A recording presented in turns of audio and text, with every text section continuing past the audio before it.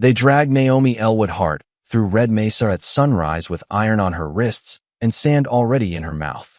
No one stepped aside for her because no one believed a wolfless Omega deserved room to breathe. The whole pack had gathered along the hard-packed road between the adobe houses and the dry wells, their faces pale beneath the desert light, their whispers following her like stones thrown softly enough to pretend they were not cruel. Naomi kept her chin lifted, though the chain between her hands bit each time one of Travis Boone Mercer's guards pulled too hard. She was 22, old enough to have shifted years ago, old enough to have carried the scent of a true wolf, old enough to belong somewhere. Instead, there was only silence beneath her skin. No inner growl, no answering spirit, no warm presence pacing beside her heart. Just Naomi, small and white-skinned beneath a faded blue dress, with dark blonde hair escaping its braid and light green eyes fixed on the horizon where the whispering sands waited like a sentence. "Look at her," someone muttered. Not even frightened properly. Naomi heard it, but she did not turn. Fear had been living in her for so long it no longer knew how to show itself. Before we continue, where are you watching from? Drop your city or country in the comments below. And if you believe in courage and destiny, hit like and subscribe. These stories remind us, love finds the broken. Now, back to Naomi. A little boy stumbled from the crowd just as the guards shoved her forward. He could not have been more than 6, thin as a reed, clutching a wooden wolf toy with one broken ear. One of the guards cursed and raised his boot to push him back, but Naomi moved before she thought. She twisted against the chain and placed her bound hands between the child and the man's leg. The guard stopped, more surprised than merciful. The boy stared up at her, wide-eyed. "Go to your mother," Naomi whispered, her voice rough from dust. "Do not look at this longer than you have to." His mother snatched him away, but not before Naomi saw the shame in the woman's face. Not pity, shame. The kind people felt when they knew a thing was wrong and still let it happen. At the steps of the judgment platform, Travis Boone Mercer waited in a black coat trimmed with silver, his sandy hair combed neatly, his smile clean enough to fool strangers. Beside him stood Madeline Grace Holloway, beautiful in ivory silk, her red mouth curved as if Naomi's suffering had been arranged for her entertainment. The contrast between them and Naomi was so sharp the crowd seemed to accept it as proof. They were power, she was burden. They were future, she was flaw. Travis lifted one hand, and the pack fell silent. "Naomi Elwood Hart," he said, each word carrying across the square. "You have brought weakness into Red Mesa for the last time." Naomi looked up at him, and for one brief moment she remembered him at 15, before ambition had hardened his face, before he had learned that cruelty sounded almost like leadership when spoken loudly enough. He had once carried water to her mother's door during a fever season. He had once called Naomi kind. Now he looked at her as if kindness were a disease. "The well's dry," Travis continued. "The herds fail. The royal investigators ride closer each day, and still this pack shelters a girl without a wolf, without scent, without use." A ripple moved through the crowd. Naomi felt every word settle on her shoulders, familiar and heavy. Her fingers tightened around the small moonbone locket hidden beneath her collar, the only thing her mother had left her, smooth and white as a desert moon. It had never done anything magical. It had never saved her. But touching it helped her remember that she had once been loved without needing to prove herself. From the edge of the platform, Eleanor June Prescott pushed through 2 women and raised her trembling voice. "That girl has harmed no one. She has mended your children's fevers and fed your widows when your own tables were full." Madeline's smile vanished. "Take the old healer back." 2 guards seized Eleanor by the arms. Naomi stepped forward instinctively, and the chain snapped tight. Pain flashed through her wrists, but she did not cry out. Travis leaned close enough that only she could hear him. "Do not make this noble. You are useful to me only if you stay quiet." The words chilled her more than the iron. Useful, not guilty. Useful. Before Naomi could answer, Madeline drew the moonbone locket from Naomi's collar with 2 delicate fingers. "Still wearing this little bone charm?" she said loudly. "How sweet. The wolfless girl thinks the moon remembers her." Laughter rose, thin and eager, but Naomi barely heard it. For the first time since dawn, the locket felt warm against Madeline's hand. Not warm from skin or sun, warm like something waking.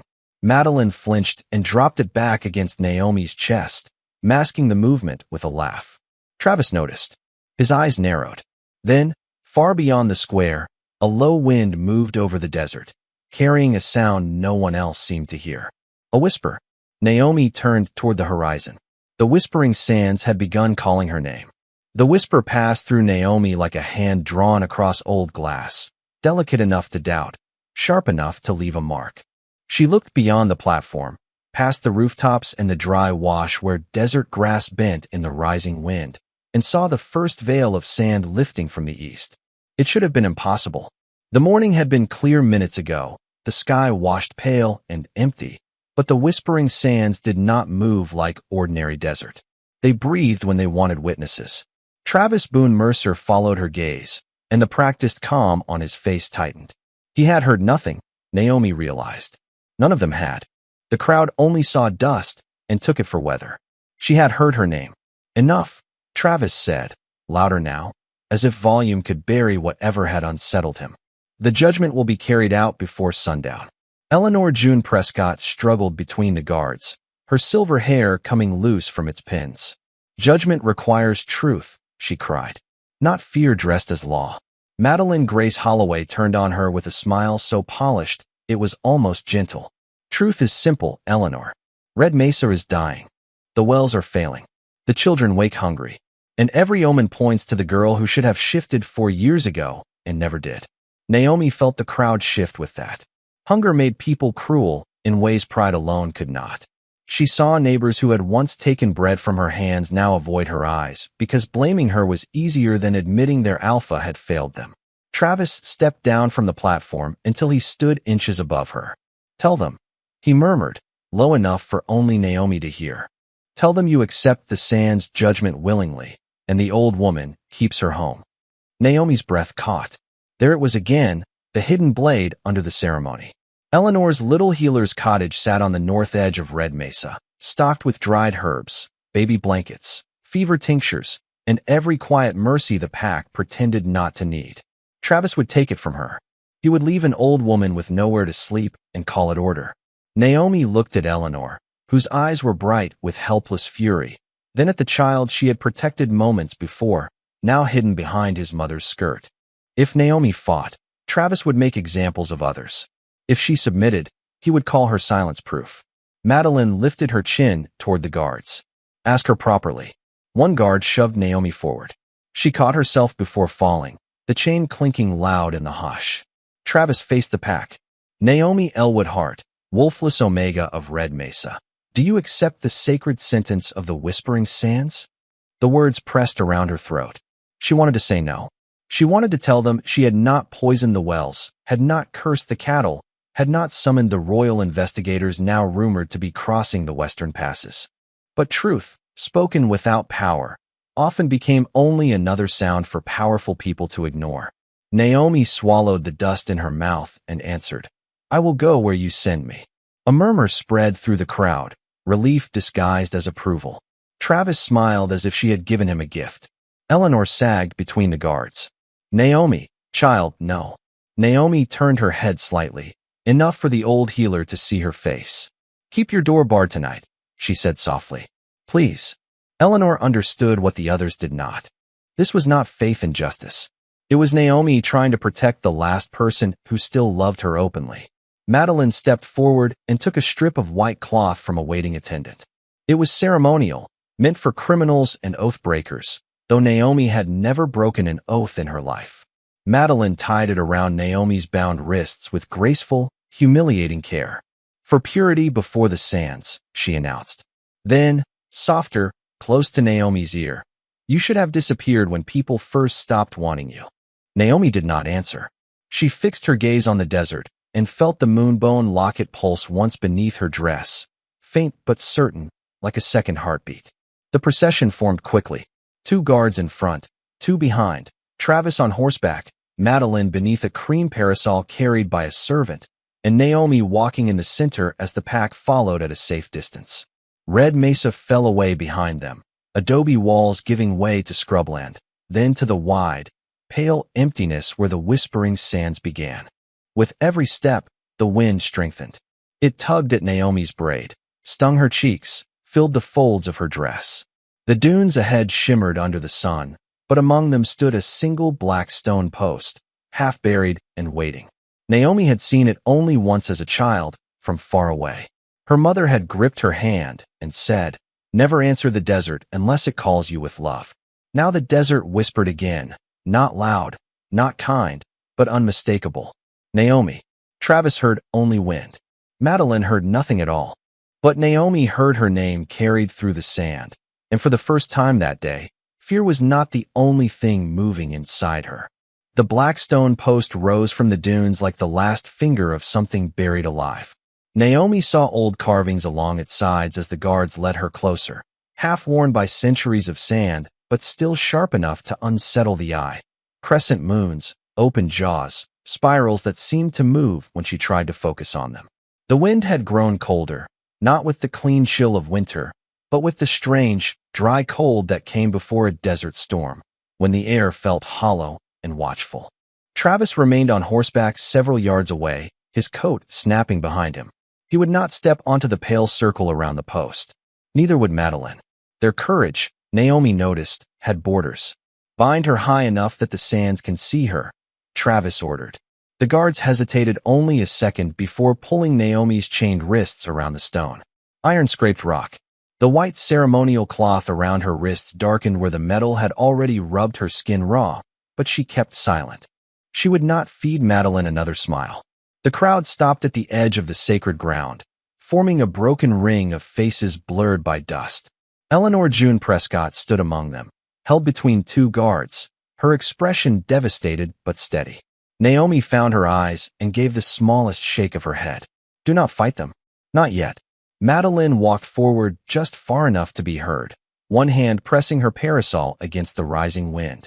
"Let the desert prove what we already know," she said. "If there is any wolf in her, any blessing at all, the sands will spare her."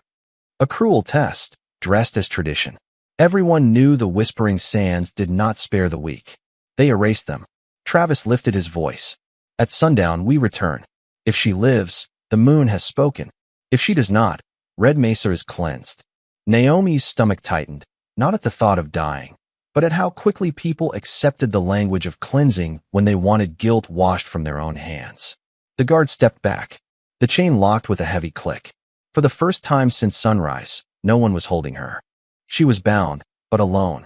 There was a difference. Travis turned his horse. Madeline followed, though not before glancing at Naomi's chest, where the moonbone locket lay hidden beneath dusty fabric. She had felt it warm. Naomi knew she had. That fear in Madeline's eyes had been small, but real. As the pack began retreating across the dunes, the desert sound rose around Naomi. Not merely wind, not merely sand. Voices. Too many to count, too soft to understand at first. They slipped around her ankles, brushed her hair, curled behind her ears. Naomi closed her eyes and tried to breathe through the panic. Her mother's warning came back with painful clarity. "Never answer the desert unless it calls you with love." "I do not know what you want," Naomi whispered. The sand stilled at her feet. Then one voice separated from the rest, lower and older than the wind. "Not want. Remember." Naomi's eyes flew open. The locket burned against her skin. She looked down as best she could and saw a faint glow beneath her dress, white gold, pulsing in time with her heart. The heat startled her enough that she jerked against the chain. Iron bit deeper. A thin line of blood slipped from her wrist and fell onto the sand. The moment it touched, the entire circle around the post shimmered. The dunes answered in a language her mind did not know, but her bones somehow did. Images flashed behind her eyes. A woman with Naomi's light green eyes standing beneath a full moon. A black wolf bowing before a white flame. A child wrapped in a blue blanket while sand whispered around her cradle. Naomi gasped. "Mother!" The wind surged, swallowing the word. Far beyond the sacred circle, the sky darkened to a bruised amber. The storm was building faster than any natural storm should. Red Mesa had almost disappeared behind the wall of moving dust, leaving Naomi in a widening world of sand and sound. She pulled against the chain once, then stopped. Panic wasted strength. Eleanor had taught her that while stitching cuts, setting bones, cooling fevers, pain was information. Fear was weather. Neither had to become the master. Naomi pressed her forehead against the black stone and forced herself to listen. The voices circled closer. Wolfless, they whispered, but the word no longer sounded like an insult. It sounded like a door. The locket flared brighter. The chain trembled. For one impossible second, Naomi felt something inside her answer, not a wolf pacing in darkness, but a vast quiet light opening its eyes. Then the first wall of the sandstorm struck the sacred ground, and through the roar, Naomi heard another voice, distant but alive, speaking from somewhere beyond the storm. Hold on. The voice came again through the storm, closer now, not loud enough to conquer the wind, but steady enough to make it irrelevant. Naomi. She lifted her head from the black stone, half certain the desert had learned a new way to comfort the dying.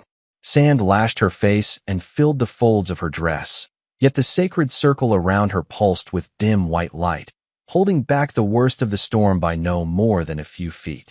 Beyond it, the world was a wall of amber fury. No guard could have reached her.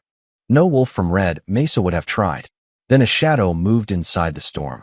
Tall, broad-shouldered, walking against the wind as if the desert itself had ordered him back and he had refused. Naomi blinked hard. Sure, exhaustion had begun turning hope into hallucination, but the figure kept coming. A black coat whipped around him. Dark hair clung to his brow. His eyes, when the lightning of sand and moon flashed across them, were silver gray and fixed only on her. Adrian Cole Blackwood stepped into the sacred circle with blood on his cheek from the storm and royal power wrapped around him like a second skin. Naomi forgot how to breathe. Every story Red Mesa had told about the Alpha King made him a distant terror, a ruler who judged from thrones and sent soldiers to collect debts. This man had walked into a living sandstorm alone. He stopped before her chains, and the anger that crossed his face was not wild or careless. It was worse. It was controlled. Who did this? He asked. Naomi's lips parted, but no sound came out. If she named Travis, Eleanor might suffer. If she stayed silent, the lie would live. Adrian seemed to understand the war inside her. His gaze softened, not with pity, but with recognition of pain held too long. You do not have to protect the people who left you here. The words broke something in her more gently than cruelty ever had. They said the sands would judge me, she whispered. And did they? Naomi looked down. The sand at their feet had gone still around his boots and hers, no longer striking, no longer whispering in scattered voices. Waiting. Adrian reached for the lock at her wrists. Your judgment is over. The iron hissed when his fingers touched it, not from heat, but from the force of his authority. Naomi flinched as the chain pulled against torn skin. He stopped at once. Forgive me. No one with power had ever asked her forgiveness for hurting her. Not once. He removed his gloves, dropped them into the sand, and placed one bare hand beneath her bound wrists to take the weight of the chain before breaking the first lock. The metal cracked like ice. The second followed. Naomi's arms fell forward, but before she could collapse, Adrian caught her with careful strength, one arm behind her shoulders, the other steadying her hands as if they were something sacred. The moment his skin touched hers, the moonbone locket blazed beneath her dress. Adrian went utterly still. Naomi felt it too. Not a scent, not a wolf, not the fierce animal bond others described in mating tales. This was quieter and deeper, a pull like moonlight touching water after years underground. The storm roared harder beyond the circle, but inside Naomi heard one clear sound. Adrian's breath catching as if he had found something he had stopped allowing himself to seek. You hear the sands, he said. It was not a question. Fear rose in her. I do not know what I hear. I have searched for that sound for 9 years. His voice lowered, roughened by something too old to be surprise. And tonight it led me to you. Naomi shook her head, weak and overwhelmed. I am Wolfless. Adrian looked at the broken chain in the sand, then at the glowing locket, then back to her face. No, you are hidden.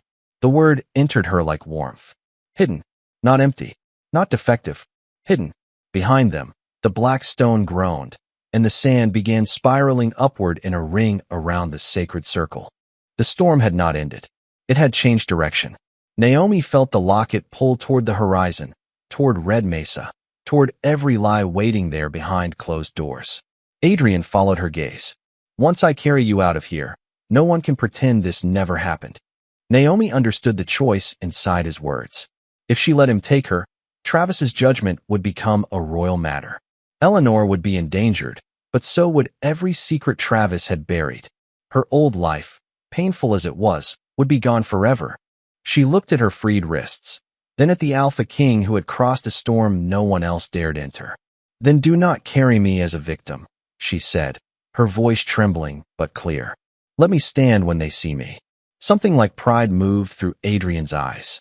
He tore a strip from the lining of his coat and wrapped her wrists with surprising tenderness. Then he offered his arm, not as a rescuer claiming a prize, but as a king honoring a witness. Naomi took it. The sand circle opened before them, forming a narrow path through the storm. Step by step, they walked out together, and behind them the broken chains sank beneath the whispering sands as if the desert itself had accepted that Naomi Elwood Hart would never belong to them again. The path through the storm closed behind Naomi and Adrian as they reached the outer ridge of Red Mesa, and the silence that followed felt almost more frightening than the wind. Below them, the pack had gathered near the old well yard, lanterns swinging in anxious hands, faces turned toward the desert they had expected to receive only a body from. When they saw Naomi walking beside the Alpha King, wrapped at the wrists in a strip torn from his own coat, the murmurs died so quickly it seemed the whole town had forgotten how to breathe. Travis Boone Mercer stood at the center of the yard with Madeline Grace Holloway at his side, both of them too still. For one heartbeat, Naomi saw fear pass between them like a secret. Then Travis stepped forward and bowed with the perfect grace of a man who had practiced innocence. "Your Majesty," he said, "we were preparing a search party." The storm rose too fast. Adrian did not answer at once. He looked at the lanterns, the dry wells, the people standing warm and safe, while sand still clung to Naomi's hair and dress. "A search party," he repeated, his voice calm enough to make several wolves lower their eyes. "For the girl you chained to a judgment post." Travis's jaw tightened. "A lawful sentence, Majesty. Red Mesa has suffered under unnatural omens. We believed the sands would reveal whether she carried the curse." Naomi felt the old instinct to shrink, but Adrian's arm remained steady beneath her hand, not holding her up, letting her choose to stand. "Then let them finish speaking," he said. A faint glow stirred at Naomi's chest. The moonbone locket warmed, not painfully now, but with a solemn pressure, as if it recognized the weight of witnesses. Sand slipped from the folds of her dress and gathered at her feet in a pale ring. The crowd recoiled. Madeline whispered something Naomi could not hear, but Eleanor June Prescott pushed free from the guard who held her and limped forward, tears bright on her weathered face. "Do not touch her," Adrian warned when a guard moved to stop the old healer. The man froze. Eleanor reached Naomi and cupped her face with trembling hands. "Your mother prayed this day would never come like this." Naomi's breath caught. "You knew?" Eleanor closed her eyes, grief moving across her features. "I knew only pieces. Your mother, Lillian Hart, was not wolfless. She was moonbound." The word passed through the yard with no meaning for most, but Adrian went still beside Naomi. Travis's face lost color. Eleanor turned to the pack, her voice fragile but clear. "Moonbound blood does not always shift into a wolf. Sometimes the wolf is hidden beneath a deeper calling. They hear sacred ground. They bear witness when leaders twist law into cruelty." Naomi stared at the locket. Her mother's name, spoken aloud with honor, felt like a door opening inside a house she had lived in blind. "Why did no one tell me?" she asked. Eleanor's mouth trembled. "Because your mother made me promise. After she died, Travis's father wanted you sent away. She feared what men would do if they knew the sands might answer you." Travis recovered too quickly. "Old stories," he snapped. "A grieving healer's fantasy." Adrian turned his head. "Careful." The single word carried more threat than a shout. Then the sand at Naomi's feet rose in a thin spiral and drifted across the yard toward the main well. It circled the stone rim once, then spilled inward. A low grinding sound came from below. Several pack members gasped as the smell rose from the darkness. Not clean water, but rot, oil, and something bitter hidden deep. Naomi's stomach tightened. The wells had not simply failed. Something had been put into them. Travis stepped back, but too late. Adrian saw it. So did Naomi. So did Madeline, who whose polished mask cracked under panic. Eleanor gripped Naomi's hand. The curse was never you, child. Naomi looked at the people who had watched her walk to her death, and the ache inside her did not become triumph. It became something heavier. Sorrow for how easily fear had made them obedient. Adrian faced Travis fully now, silver gray, eyes cold with judgment. By royal authority, Red Mesa is under investigation. No one leaves before dawn. Travis's gaze flicked toward the stables. Madeline's fingers tightened around his sleeve. The moonbone locket pulsed once more, and the sand whispered at Naomi's feet. Not her name this time, but a warning. Beneath the old chapel. The warning beneath the old chapel refused to fade. Naomi Elwood Hart stood motionless in the center of the well yard as the moonbone locket rested warm against her chest, the whisper returning only once. Beneath the old chapel. This time Adrian Cole Blackwood did not move immediately. Instead, he studied the faces surrounding him. Most showed confusion. A few showed fear.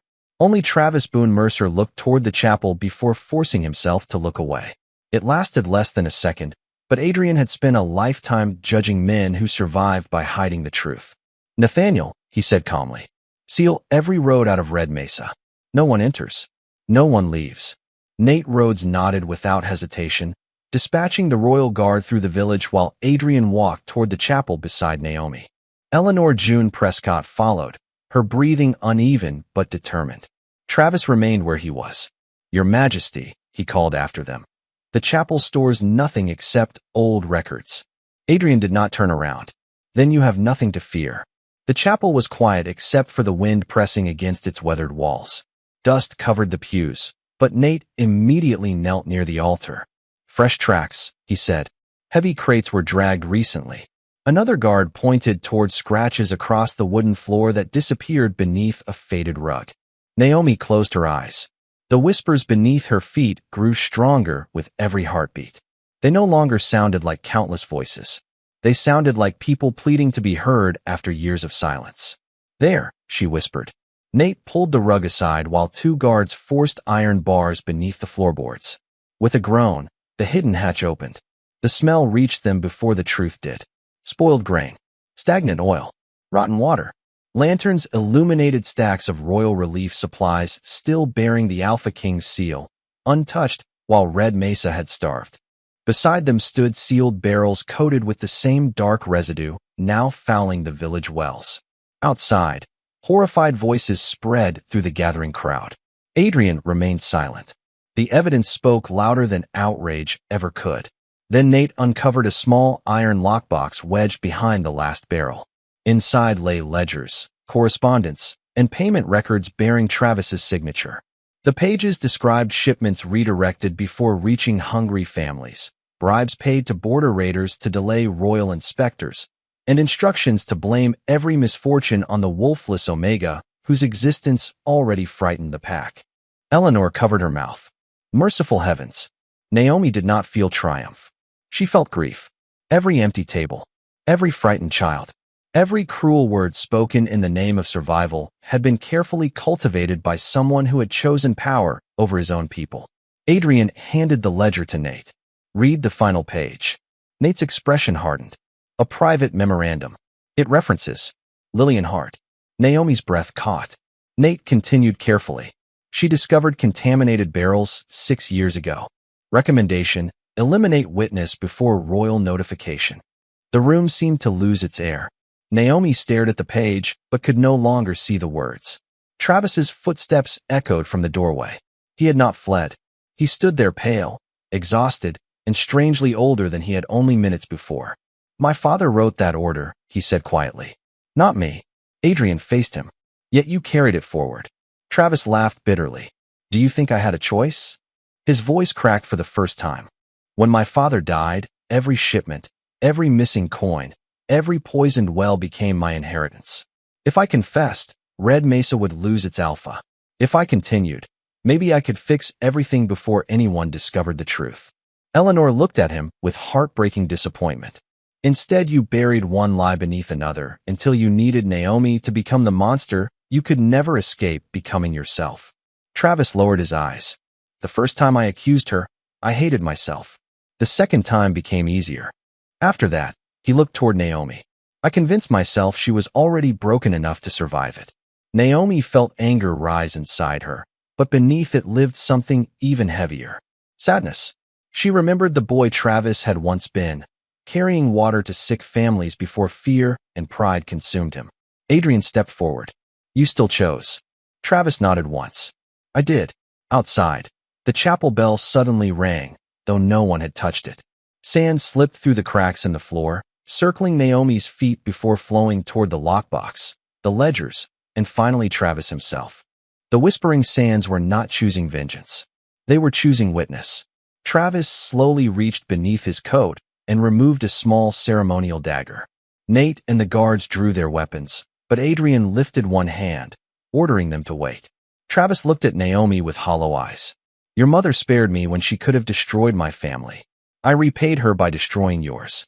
His grip tightened around the dagger, not toward Naomi, but toward the moonbone locket hanging at her throat. Perhaps if that relic disappears. None of this has to be true. Naomi understood in that instant that he was not trying to escape justice anymore. He was trying to erase the last proof that goodness had always been stronger than his fear. She unclasped the locket herself and held it out with steady hands.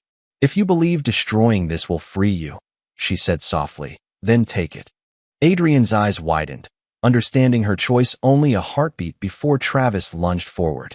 The moment his fingers closed around the glowing moonbone locket, brilliant white light erupted through the chapel. The doors slammed shut under the force of rising sand, and every secret red mesa had buried Rose with the storm into the open. When the white light burst from the moonbone locket, no one inside the chapel could keep their eyes open. The storm did not strike like violence. It moved like judgment. Sand rushed across the wooden floor, lifting every ledger, every hidden letter, every stolen royal seal into the air until they circled above the gathered crowd. Travis Boone Mercer stumbled backward, releasing the locket as though it had become too heavy to hold. The moment it touched Naomi's waiting hands, the blinding light softened into a quiet silver glow. Adrian Cole Blackwood stepped beside her, not shielding her from what was happening, but standing where every witness could see that the Alpha King recognized her as the one the sands had chosen to reveal the truth. Slowly, the swirling pages settled across the chapel floor. Nate Rhodes knelt first, collecting each document with deliberate care. Every shipment is accounted for, he said after several long moments. Every forged order, every payment. Nothing here was an accident. Outside, the people of Red Mesa crowded silently into the doorway. No one argued. No one searched for excuses. They looked at the records, then at Naomi, and many lowered their heads in shame. Eleanor June Prescott walked to the altar and gently placed one weathered hand over the old wood. Your mother stood here, she said softly to Naomi. The night before she died, she told me she feared the truth would sleep longer than she would. She made me promise that if the sands ever answered you, I would stop protecting secrets and start protecting you. Naomi's eyes filled with tears, but she smiled through them. She still protected me. Eleanor nodded. She believed kindness without courage cannot survive. She prayed you would grow into both. Across the room, Travis remained on his knees. The anger that had driven him for years seemed to have collapsed beneath the weight of his own choices. I kept telling myself I was saving the pack, he said without looking at anyone. Then I started protecting my name instead. After enough years, I could no longer remember the difference. Adrian did not answer immediately. He allowed the silence to settle because some truths deserved to be heard without interruption. Finally he spoke. You will answer for every crime before the Royal Council. Not because revenge demands it, but because every family you betrayed deserves justice built on truth. Travis slowly nodded. For the first time since Naomi had known him, he accepted an order without resistance. Outside, Nate directed the royal guard to open every hidden storehouse beneath the chapel. Sack after sack of grain emerged into the morning light. Barrels of clean water, preserved medicine, blankets, and winter supplies followed. The villagers stared in disbelief. An elderly rancher stepped forward first, removing his hat before Naomi. I watched them chain you, he admitted. I told myself it was not my place to interfere. One by one, others followed. A baker carried fresh bread to Eleanor's cottage. Young hunters began repairing homes neglected during the long months of fear. Mothers gathered the children who had mocked Naomi and quietly urged them to apologize with their own voices instead of hiding behind their parents. Naomi accepted every apology with the same gentle dignity, but she never pretended the pain had not existed. Forgiveness, she told the little boy whose wooden wolf she had protected on the morning of her arrest, does not erase yesterday. It simply refuses to let yesterday decide who we become tomorrow. Adrian watched her as sunlight spread across Red Mesa. He had led armies, negotiated peace between rival packs, and judged countless disputes, yet he had never seen trust restored this way. Naomi did not demand loyalty. She inspired it. Eleanor noticed the look in Adrian's silver-gray eyes and smiled to herself. "Now you understand the old stories," she whispered. He answered without taking his eyes off Naomi. "No, I understand the woman." As workers cleaned the last traces of poisoned water from the village well, the moonbone locket gave a single warm pulse against Naomi's heart. She turned instinctively toward the whispering sands. Far beyond the dunes, where the black stone still stood beneath the clearing sky, a narrow ribbon of pale light rose quietly into the morning air, as though the desert itself was waiting for Naomi to return one final time before her story could truly be complete. The white light remained motionless beyond the whispering sands, neither calling nor retreating, as though it had waited years for this single morning. Naomi Elwood Hart stood beside the restored well with the moonbone locket resting quietly against her heart, and for the first time since childhood, the whispers beneath the desert no longer sounded lonely. They sounded peaceful. Adrian Cole Blackwood followed her gaze toward the horizon. "Will you come with me?" he asked, his voice carrying none of the command expected from an alpha king. It was a question offered with the same respect he had shown the moment he broke her chains instead of claiming her. Naomi looked around Red Mesa before answering. Children were laughing as buckets of clean water passed from hand to hand. Eleanor June Prescott directed young healers as they prepared fresh herbs. Nate Rhodes supervised the royal guards while stolen supplies were counted for every family. Even Madeline Grace Holloway, stripped of privilege and pretense, worked silently beside the widows she had once ignored. The pack was not healed because suffering had disappeared. It was healing because truth had finally become stronger than fear. Naomi turned back to Adrian. "There is one place I have to visit first." Together they crossed the quiet dunes until they reached the black stone post where the iron chains had once held her. Nothing remained except faint marks in the rock and the soft wind moving over untouched sand. Naomi rested one hand against the stone. "I thought this place would always be where I lost everything," she whispered. "Instead, it became the place where I finally learned who I was." The moonbone locket grew warm. A gentle ring of pale light spread through the sand around the post, and the countless whispers she had heard since childhood blended into one clear voice. Lillian Hart's voice. "You were never born without a wolf, my sweet girl. You were born to carry something gentler." Tears slipped down Naomi's face, but they were no longer tears of grief alone. "Why did you hide the truth?" she asked the empty desert. The answer came like sunlight after a long winter. "Because power without kindness becomes another chain. I prayed you would discover your gift only after your heart was strong enough to protect it." The light slowly faded. The moonbone locket cracked softly in Naomi's hand, not from damage, but from completion. The white stone separated into two identical crescent pieces joined no longer by silver, but by memory. Naomi smiled through her tears and placed one half into Adrian's hand. "My mother always believed hope should be shared." Adrian closed his fingers around the gift with quiet reverence. "Then I will guard it for the rest of my life." When they returned to Red Mesa, the entire pack stood waiting. No throne had been prepared. No ceremony had been arranged. The people simply gathered because they wished to witness what came next.